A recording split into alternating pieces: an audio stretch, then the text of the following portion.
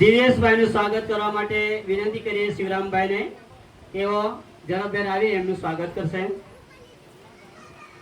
તમામ માનવતા મહેમાનોનું હૃદયથી સ્વાગત કરીએ છીએ। સાથે મંચસ્થ બિરાજમાન તમામ મહાનુભાવોનું સ્વાગત ઈશ્વરભાઈ પ્રમુખશ્રીને વિનંતી કરીએ કે તમામ મહાનુભાવોનું બાકી રહેલ તમામ મહાનુભાવોનું સ્વાગત કરશે।